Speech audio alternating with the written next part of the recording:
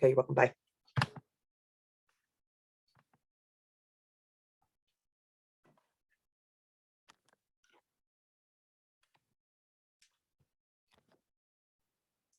Hi, everyone. Welcome to the creating a landscape, native landscape for your yard. And sorry for the little delay. We had a little technical difficulty. And Jim's joining us now. So we had a little technical difficulty getting this started. So welcome. Jim Kleinwachter is our host. And he's going to be taking away with his presentation. And a little housekeeping. Your screens are muted and your video is off.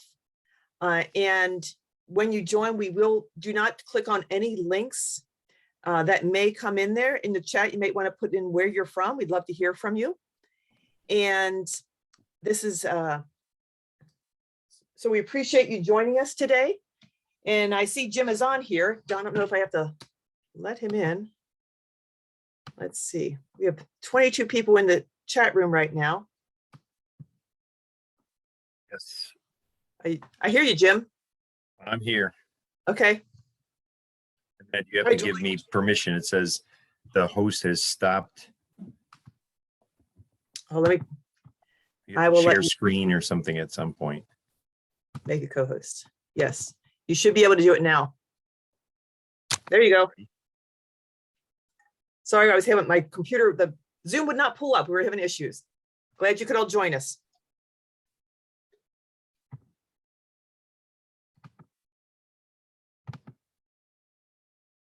And Jim will be taking away about native landscaping. So on this rainy day, it's a great time for all the spring flowers to get started.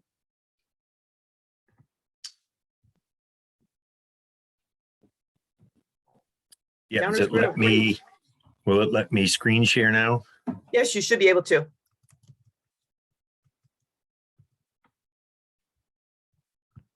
You're a co-host. Right. There you go. There you go.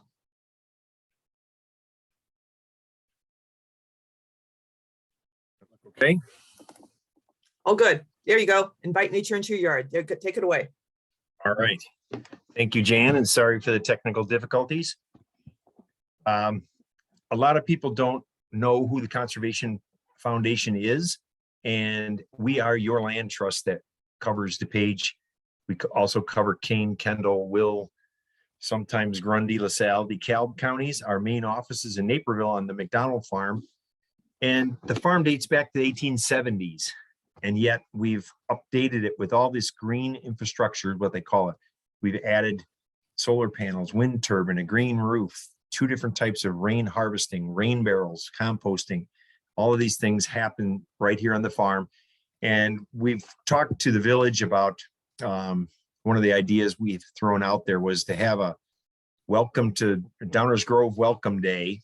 And everybody from Downers Grove could come to the farm on a certain day and get a tour of the farm and see some of the activities that we have got going. You could buy a rain barrel or a composter, but you're certainly welcome to contact me. At the end, I'll leave my information about a lot of the things I'll talk about tonight that you can, if you don't ask questions tonight, you can always contact me and I'll help you later. Why I'm doing these programs is the second line there. 95% of the property in Illinois is private. So if we want Downers Grove to be nice, if we want DuPage County to be nice, we have to work on private property sites. And many people think that I am a nature guy that you're listening to tonight, but the answer is we're all nature people. And if you look at our experiences, if I asked you about your experiences, you'd tell me that you used to go to your grandpa's farm up in Wisconsin, or you used to go fishing with your dad, or all these wonderful experiences that we've had.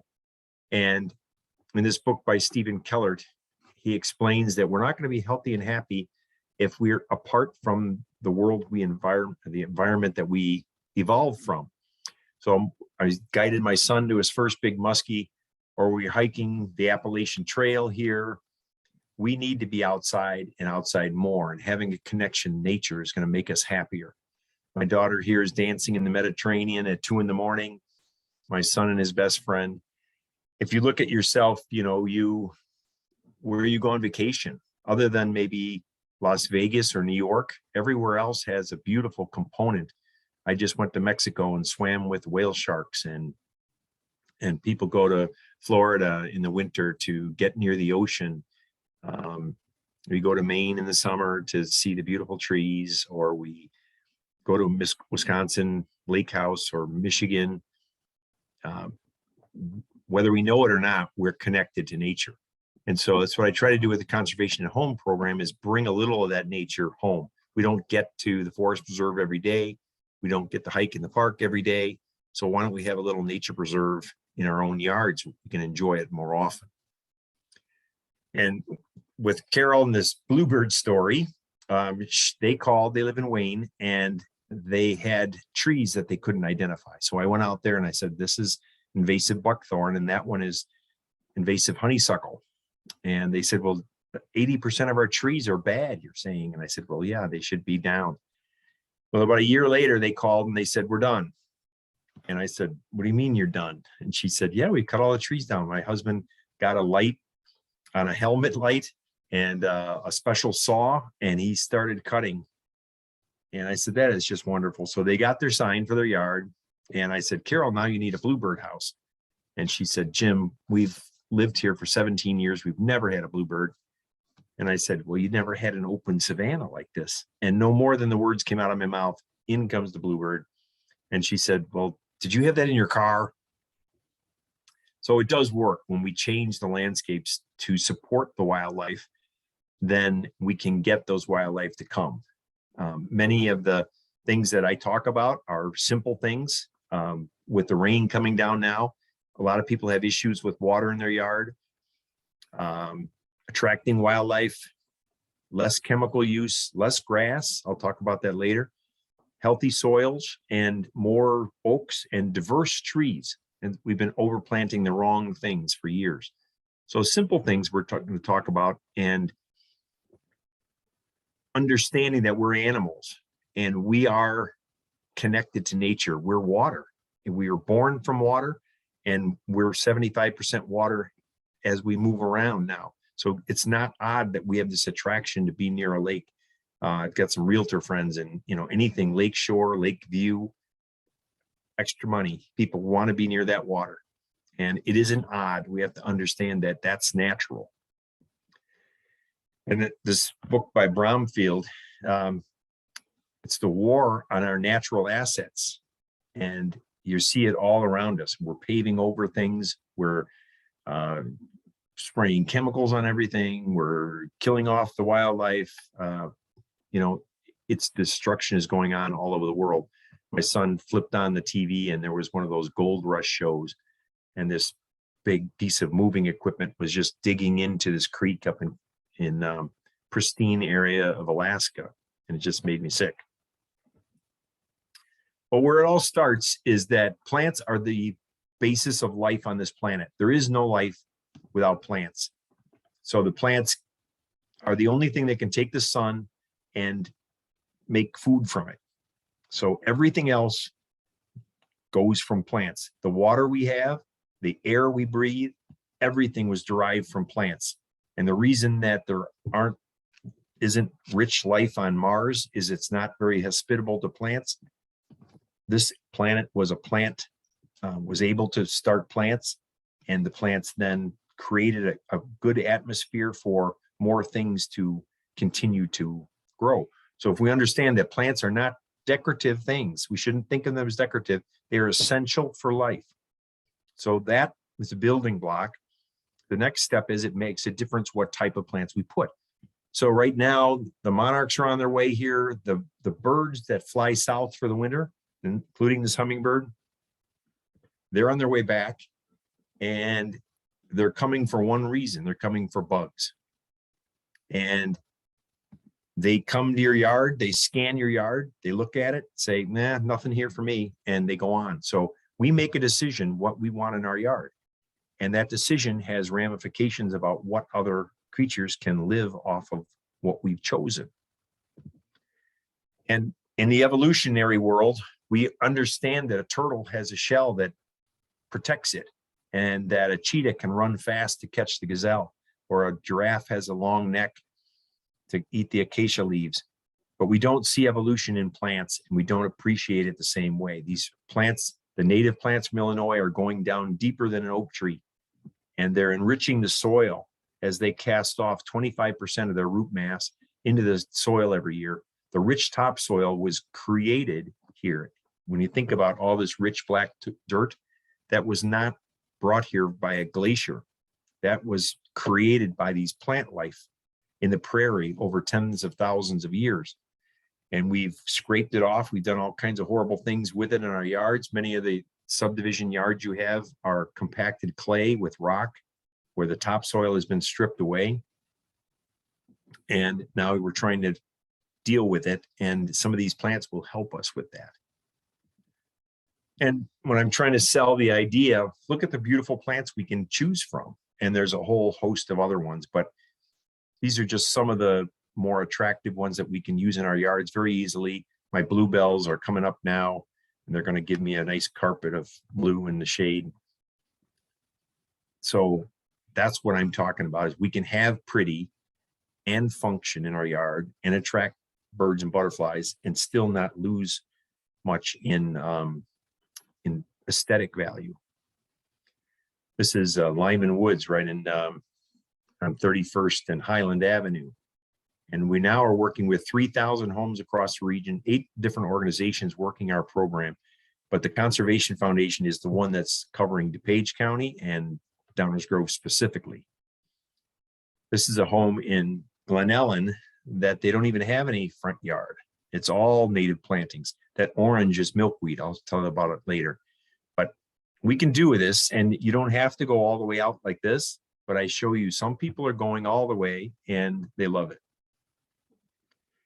This is a representation of the different projects we've worked on across the area. Mine are covered in the bright red in this area, and the other organizations are here in blue and this crimson, purple, green, all across the area. So if you have friends that live in Lake County or McHenry or all the way out to Rockford, we can help you implement some of these programs all over. And it isn't just residential properties. We do commercial properties, hospitals, garden centers, gardens, corporate sites, you name it, we can cover it and implement these same things I'm talking about on any different type of property.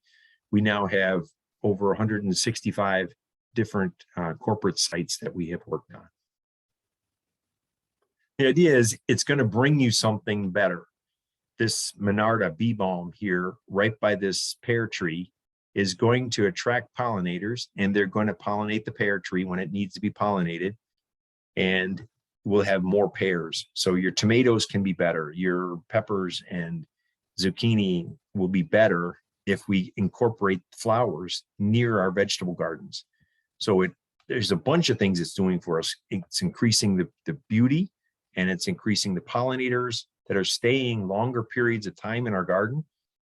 They may not just find this flower when it needs to be pollinated, but by having them right here, there's a much better chance they're going to find and be able to pollinate these other things that we want for our gardening.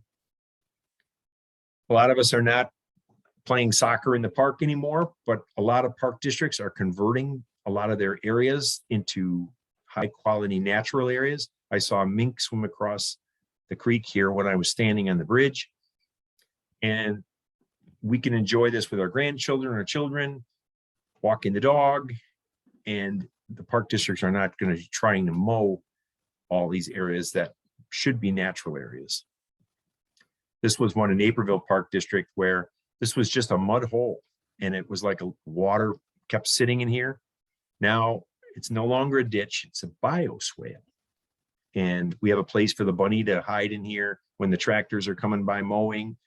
They do less mowing with this, and the water doesn't sit in here anymore. All that root system opens up the soil, and the water percolates down. So it's a win-win situation. Park District mows less, which saves them money, which saves us tax money. And we have habitat also. My granddaughter and daughter-in-law were in downtown Chicago, and they found a milkweed growing in the crack of the sidewalk right on the edge. And on the milkweed is, guess what? The Monarch.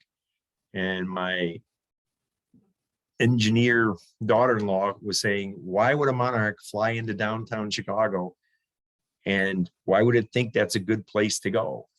But it did. And it opened their eyes to this whole system of the Monarchs. They ended up taking home a couple of larvae that I set them up with. And my granddaughter named the three of them Cocoa, Super, and Banana. And they watched the transformation of these. And it even shocked my daughter-in-law to say, how in the world does a white, green, and black striped worm come out orange? And you can't think that that orange butterfly is going to fly to Mexico. And this was in September. And I said, that's what it needs to do. And it's pre-programmed. And even the thought of, she's raising my granddaughter, and nobody raises these Monarchs. They're left, the mother lays the egg and they're gone.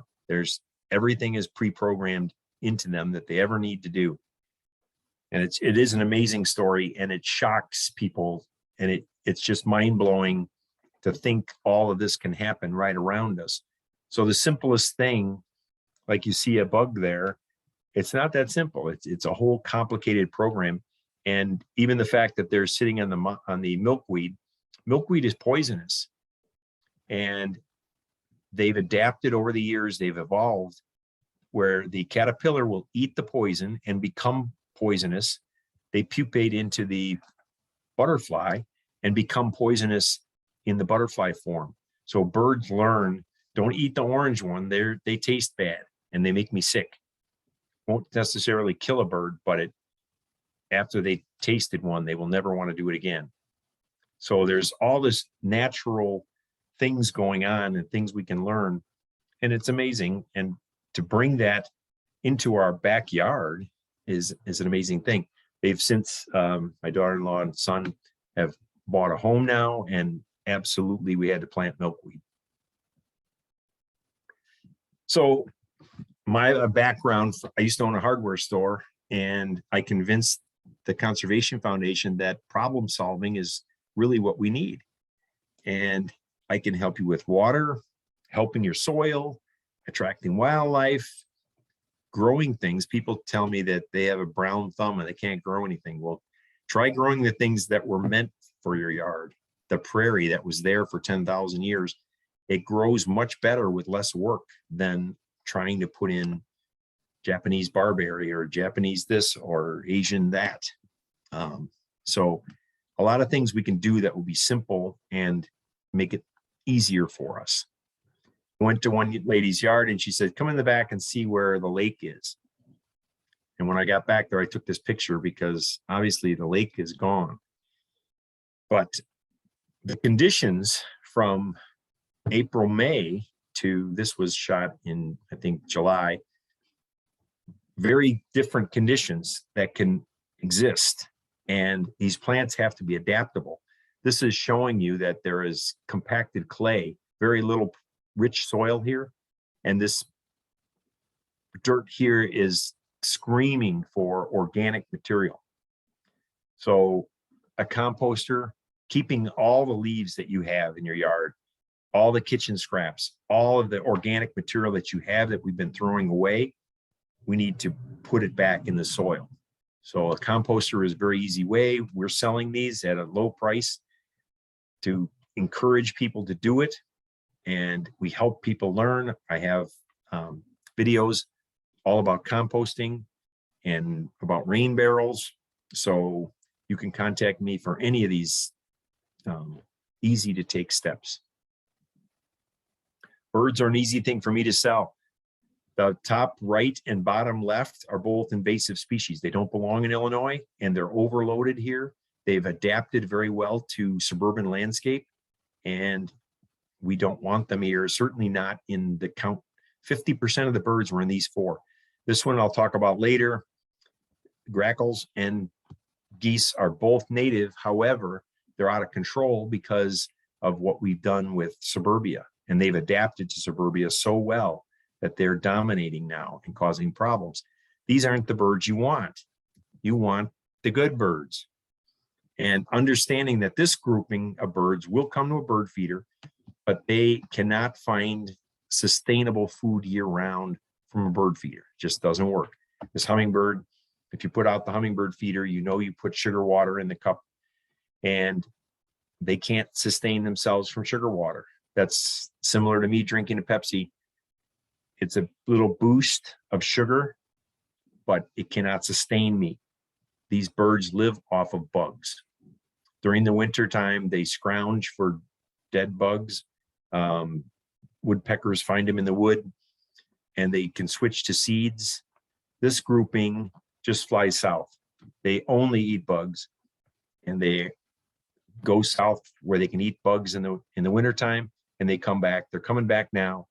We see things like this wren. We want a wren to come. They sing so beautifully. We put out a wren house. We don't have a clue what they eat. They never come to a bird feeder. You want the indigo bunting to come. He doesn't come to a bird feeder. Some of the birds like this tanager or orioles will come to a bird feeder periodically, but what are they coming for? They're coming for grape jelly. And that's, again, just sugar. So they can taste the sugar. They can get a little something from it, but it's not sustainable. They're eating bugs, and the bugs are on the plants, the native plants from Illinois. The bugs have adapted to the plants bring the birds bring the hawk. The whole thing works from a plant base, and we either have it or we don't in our yards. Some of the birds like the cedar waxwing and the oriole and tanager will switch somewhat in the summer to berries. If you have a service berry or viburnum, chokeberry, you can attract some of these birds with the summer fruiting berries, or we could grow other plants. These are seed bearing plants that we can easily grow in our gardens. And you're seeing here a goldfinch eating the black-eyed Susan head. The poster child for all of nature is the monarch, but understanding that it's the ecosystem we're trying to go for. So people love butterflies. Very few people ask me, can you help me bring more snakes or skunks to my yard? Or I want that possum, that ugly looking gray possum to come to my yard. No, you want the butterflies, you want the birds, but the rest of nature will come along. When I build butterfly gardens in the schools, the bees come along, but you don't see them as much. If you're like looking for butterflies, the bees come and go and do what they do. Bees are actually doing the pollinating far greater than anything else. They do 80 to 90% of the pollinating. So, but they're under the radar, and people don't like them because they possibly could sting. But the bumblebees and the native bees that we have are not the ones that are stinging. So I try to bring that education out to people that we really want a full working ecosystem. And it's pretty simple things. You know, they're looking for nectar. It isn't all about milkweed. This milkweed here, I took a picture of it because it was just defoliated from the eating of the leaves from these caterpillars. And typically one monarch will only lay one egg on a plant because of she wants to create diversity. So she lays one egg here, flies to another yard, lays another egg, and on and on. But obviously there were several monarchs that were on these and defoliated them. So it's simple things. They want food, they want water, and a place for them to rest. And they're migrating through. Some of them stay, but some of them go all the way up to Mexico, or from Mexico to Canada and back. Many of them go into Wisconsin, Minnesota, and Michigan from here.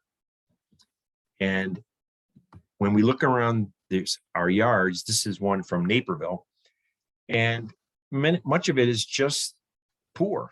And so I'm challenging you to look at your yard or look at place you work and see landscapes that are just not working well. And could we do something with this? So they came to us and said, could you fix this? Well, I kind of laughed because the worse it looks, the more amazing I can make it look at the end. So you can become a hero from fixing it from bad to good. We got donations for this walkway.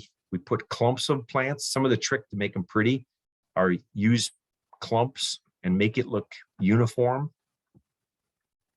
And how would we do this on a residential site, for example?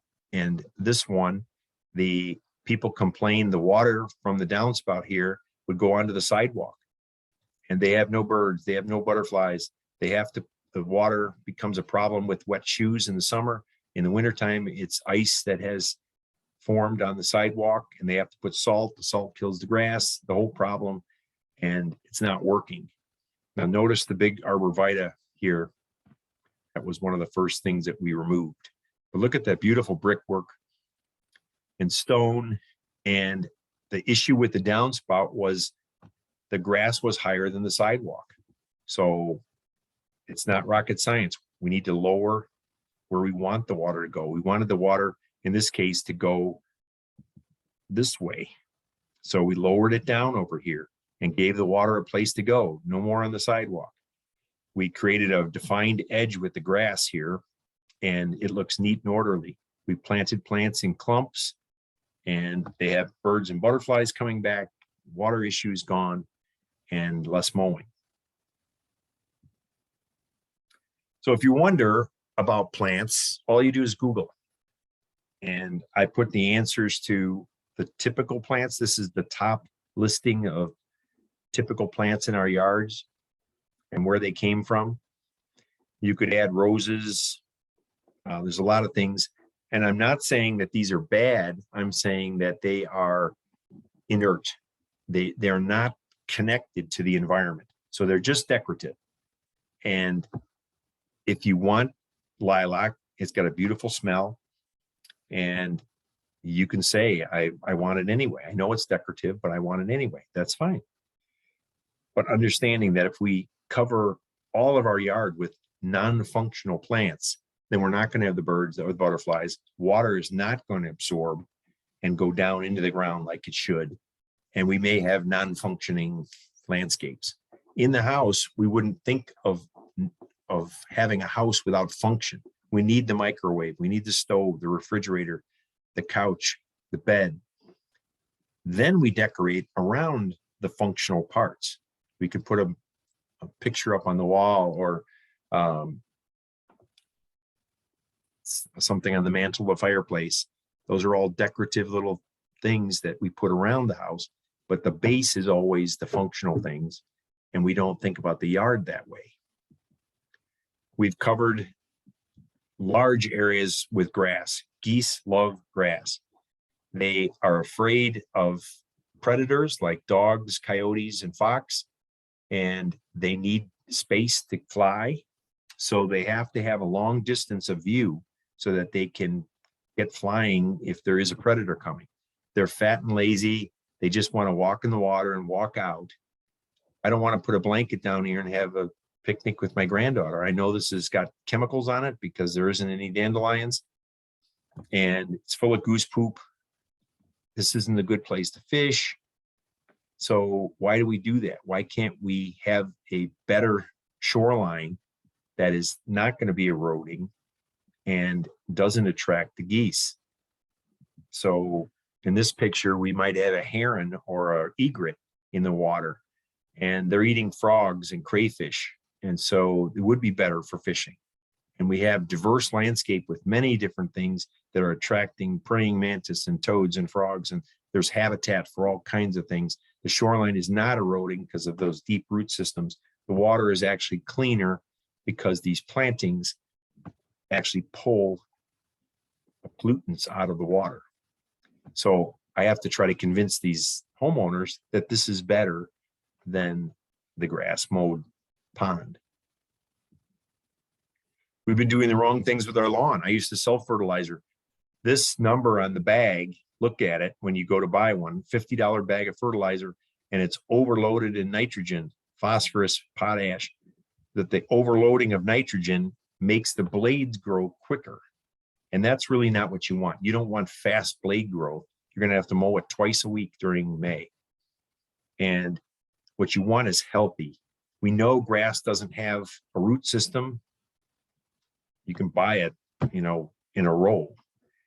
And we're putting all this chemicals on this grass and it's not working. We're covering the United States in grass. So the dark green are states that have grass more than any other landscape. So in Illinois, there's more grass than corn and soybeans together. And the states that don't have grass dominating are mountainous or sparsely populated areas. So out in the desert in Nevada, you can see why there wouldn't be grass there. And Nebraska and Kansas have lower populations. As people come, more and more people will demand having our grass, and it's not a good thing for the ecology. We spent $40 billion on grass, 20 million acres of an unproductive crop. It's not growing broccoli for the poor. It's literally called biologically dead. It does not support any wildlife other than Japanese beetle grubs in our lawns. We're mowing it, we're watering it. We spend $99 billion on grass care annually. That's total, not just individual homes. And the average homeowner spends over $500 on it. So does it make sense that the surface on the left is what we've chosen to cover the United States with? On the right is a natural area in Geneva. The orange is milkweed, blooming in the middle of a drought. And we've got coneflowers and indigo and all these beautiful plants. And yet, where would we look if we were walking down this path? Where would the bugs and the birds and the bunnies be hiding? What is prettier? And yet, what do we choose to cover the biggest part of our state in? Does it make sense to you? I do a lot of information about trees. The best trees can be listed. Doug Tallamy in his books has listed the quality of the trees based on the ecological value of that tree. And we've loaded our yards with maple and honey locust right now. We had ash, they got wiped out. We didn't learn from the elm and they got wiped out. We have way too many Bradford pear. They're going to be listed as an invasive species in the near future. We have buckthorn, honeysuckle, and we need to create diverse tree canopies that have no more than 10 to 15% of any one species. That would give us safety in our trees so that we're not going to lose them all. Maples were sitting around 30%, which is twice the amount we should have. Same thing with honey locust right now. Ash was 30% and now it went to 0. Grass is not good for trees. So I went to this house. This is white oak. And they said, oh, we love this tree. This is the main tree. This is the tree we bought the house for. Get the grass off the tree. Grass was never meant to be in the woods. And it doesn't do well for the tree. It weakens the tree, makes it more susceptible to damage by bugs.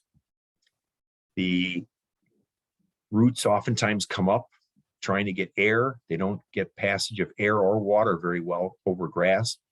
All these leaves that are supposed to add organic material to the soil, we won't leave them there. We got to shred them up and bag them and haul them to the curb because they're going to kill our grass if we left our grass there with leaves on the grass. So again, we're doing the wrong things for the trees that we care about. And I tell people, you know, what the shade could look like if we had it forested. These are the bluebells. This is wild geranium. This is Solomon seal, woodland phlox. These are carex. So they're sedges. They look like grass, but you don't have to mow them. And they just fill spaces in the shade. It's a very nice plant. So there's a whole bunch of really nice things that we can put in the shade. We've been paving over things at a high rate. You see that everywhere you go. And it's led to drainage problems, runoff. The technical term is called non-point source pollution. So the pollution coming from pipes is pretty much ended. And now it's running off the surface of the land and carrying with it, you know, tons of debris. So it's coming across your yard. You may not see where it goes, or maybe you know where it goes. But the idea is all of the communities, we work with DuPage County Stormwater. and all of the communities on infiltration of the water. Don't dump it into these storm drains. The system can't handle it during a rainstorm. The rivers are flooded. I went by the DuPage today and it's raging down, and that was before it rained hard this afternoon. So how do we mitigate some of that water? And they want to have a place for their son to play soccer. They put some ChemLawn on it perhaps, but mitigating it, they have native plants up by the house. The house is sloped, and out here they have a buffer of plants before it gets to the storm drain. So these plants with all that deep root system can suck it up. They have places where they can see birds and butterflies out here in the prairie. And it gets back to, there are ways that terms of rain gardens or catching it with rain barrels, absorbing it in our yards, so we're not just pushing it off into the street, into the storm drain curbs.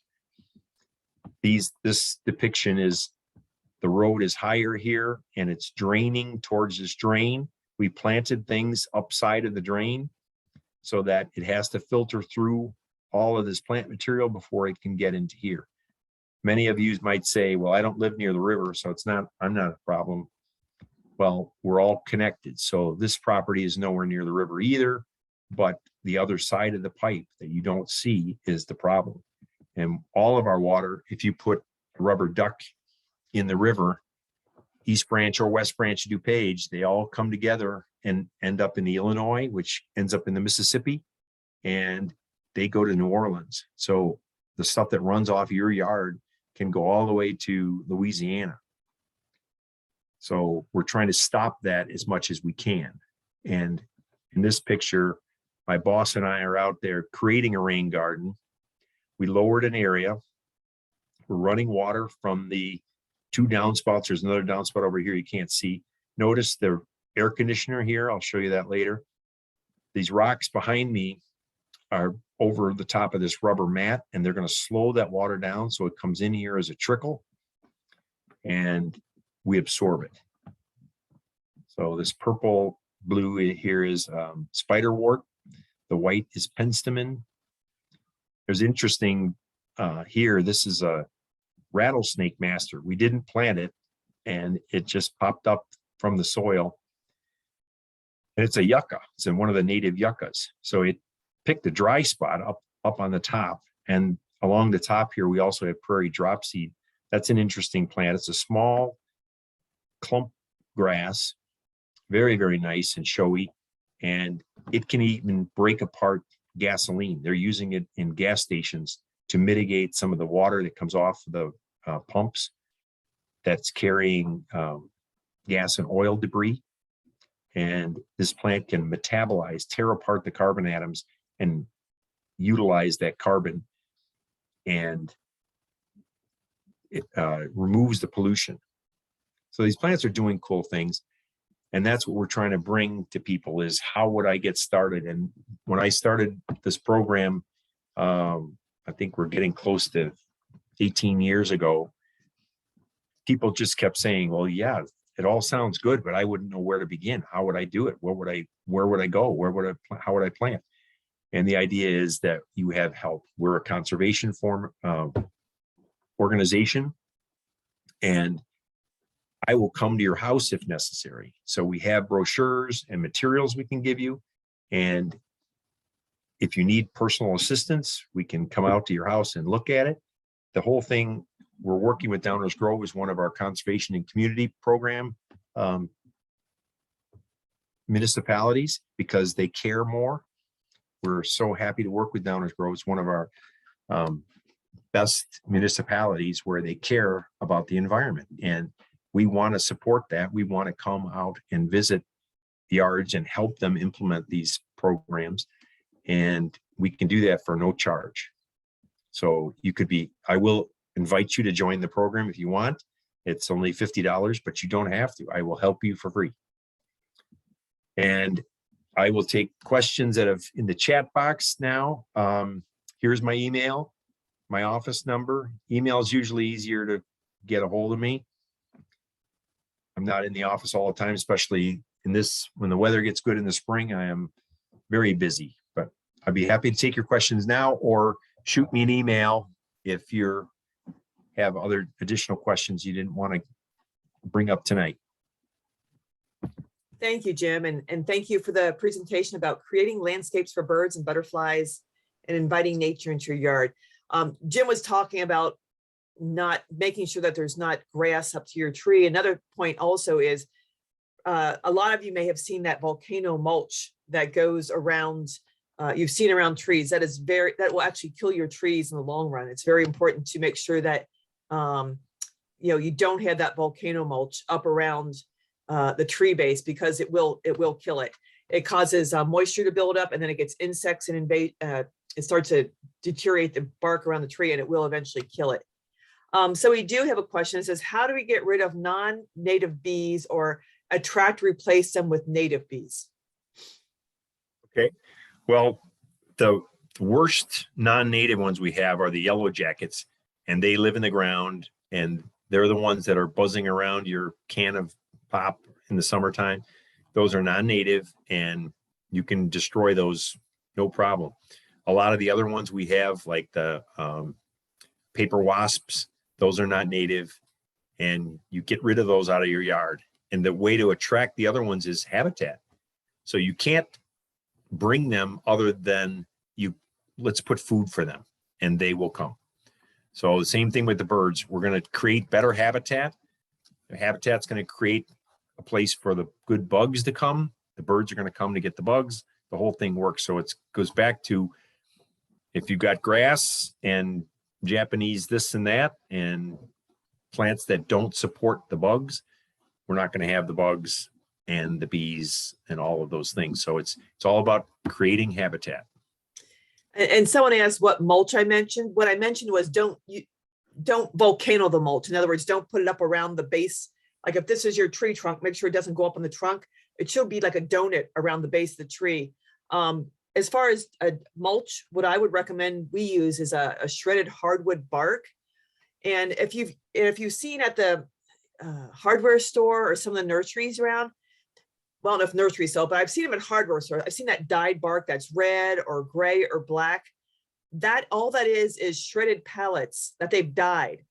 And that is actually not real good for the soil. We had a soil specialist on from the Morton Arboretum, and she said that, that's pine. And he says, unless you're in a pine forest, it's not great to put that type of mulch on your landscape, because it does change your soil. But a shredded hardwood bark is a really good mulch to put down. And we recommend, 2 or 3 inches. It keeps your plants moist, but it also retains the moisture, but it also keeps the weeds out too. Someone asked, how about carpenter bees? They nest on porch beams. Well, a lot of the wood, we used to have a forest, and there were dead trees that we left up. And so we've removed, of course, we don't let any dead trees stay up in our yards. So we've removed places for the other creatures that live. There's also shortage of homes for like woodpeckers, bluebirds nest in boxes, wrens even, same thing. They're nest dwelling. They don't make a nest like a robin does, created out of grass. They nest in holes in trees, and the trees are just not being left in suburbia. So what happens is they've got to find something else. So sometimes woodpeckers will peck on the side of your house, or carpenter bees, or we have problems. It's because we've changed the landscape, and we're not thinking about the critters that were here before us. And I just wanted to bring up too, that if you're looking for native plants on our website, we are actually having a native plant sale right now. They're categorized by sun, shade. We do have some cultivars and also wet plants. So plants, as Jim mentioned, if you have rain gardens and you have issues, there's some plants that are adapted to those wet conditions, as he showed you in the rain garden that he installed.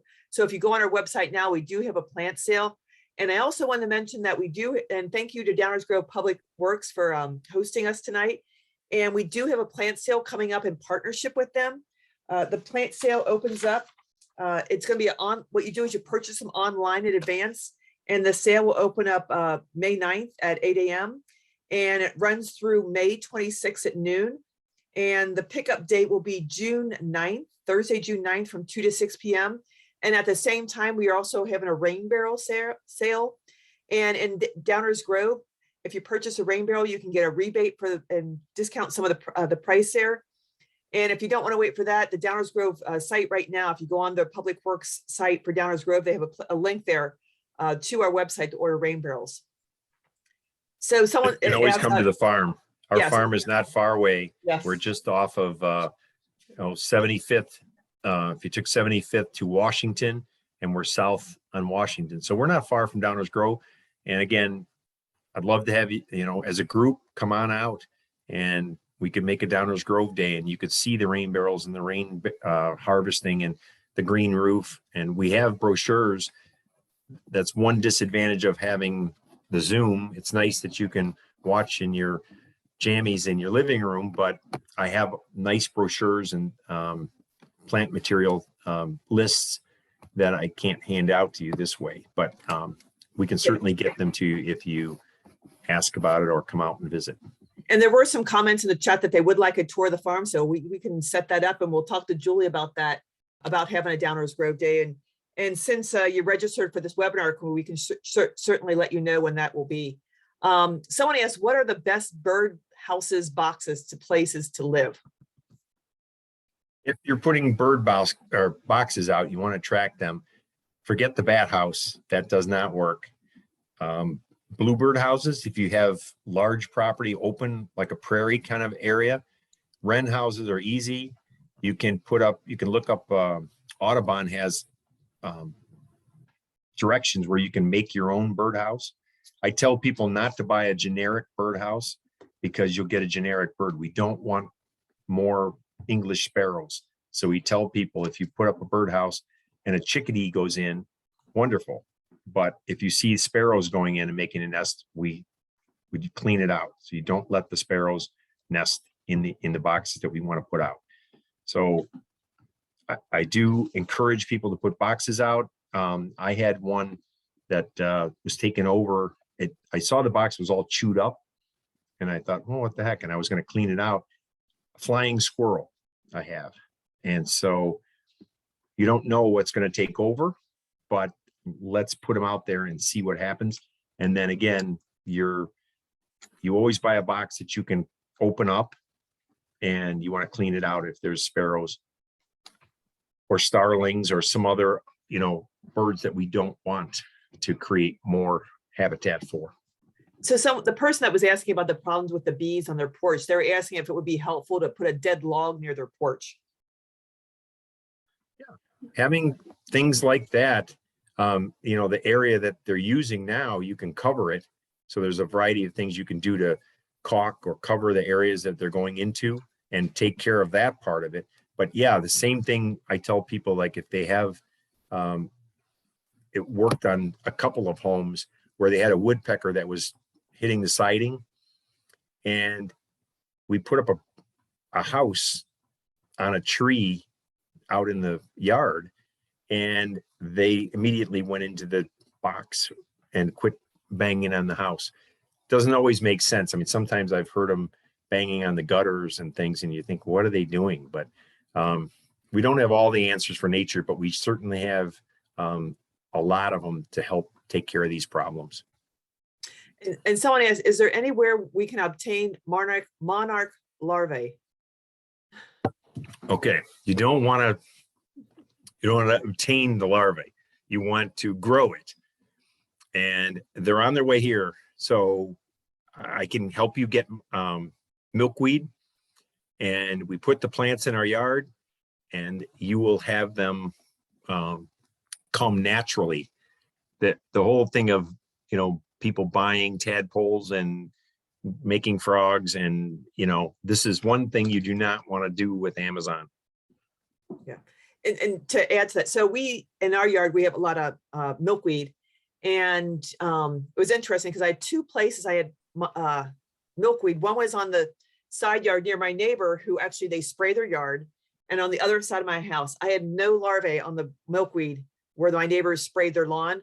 But on the other side, we actually had like 14, well, they all start as eggs. And what you can do if you look for the eggs, and I had all these, we had 14 caterpillars at one time. And the one picture that Jim had was actually a swallowtail that we had in our yard, and swallowtail like dill, parsley, I can't think of what else, but they like different plants than the monarch. And that's another, and you could get swallowtails. We had swallowtails in our yard because they like a different variety of plant. And actually a funny story, just 2 weeks ago, I had, well, at the end of the fall, I had a parsley and a caterpillar grew on it or ate it. And I brought it inside because it was getting so late in the season, and it went in the chrysalis and it never came out. And I just left it there all winter. And about 2 weeks ago, our dog went ballistic barking at it. And here it had come out of its chrysalis 2 weeks ago. I can't release it because it'll die. They say it'll drink like blue Gatorade or sugar water. But I actually called Wanamaker's and said, can I come release the butterfly there? Because I know there's at least flowers. It'll live for a little bit. They said, well, it might get in our fans. They go, but at least it's out by the flowers. So, you know, you never know. They live for, you know, usually it's like 2 weeks. But yeah, you can raise monarchs and you can raise swallowtails, and you can attract them with the plants in your yard, native plants. Someone asked, what are the native bushes that can be planted under trees? We have a whole Healthy Hedges brochure that we hand out from the Morton Arboretum. It would depend on the area. Like I would probably get some more information. So if it was wet shade or dry shade, but in general, there's a lot of them like witch hazel and some viburnums. You know, the list is big. So the questions, you know, some of the ones like 9-bark, they get to be a big, tall 20-foot shrub, and yet other ones are shorter. And so I would have to ask more questions, but there are definitely a lot of different trees and shrubs that fill the lower areas, and even small trees like redbud or pagoda dogwood fill a middle-sized niche. Yeah, the redbud and the pagoda dogwood and the serviceberry are what they call understory trees, which exactly what they are. You have the tall oaks, and these are like the understory trees, so they can tolerate some shade. And like the serviceberry has great berries for the birds. That's a great one and plant for that, or to attract them also.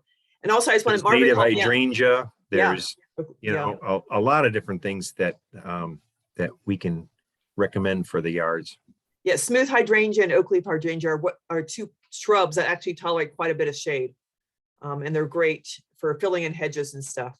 Margaret helped me out here. She said spice, I can't say it, spice bush and tulip trees also attract swallowtail as host plants. Thank you, Margaret. So right now, that's all the questions we have. And we want to thank everyone. Sorry for the technical difficulty and getting a little late start here. For some reason, my Zoom link wouldn't start up on me. So thank you, everyone. Is there anyone if there's no more questions, thank you, Jim, for your presentation. Sure. And thank you for attending our Conservation Foundations and the Downers Grove Public Works Department presentation on attracting birds and butterflies to your yard. And I'll send out a recording of this. And I will also send out information with the dates of the upcoming plant sale with Downers Grove Public Works. So you can purchase those native trees and shrubs there and get a rain barrel. So thank you, everyone. Thank you. Bye-bye.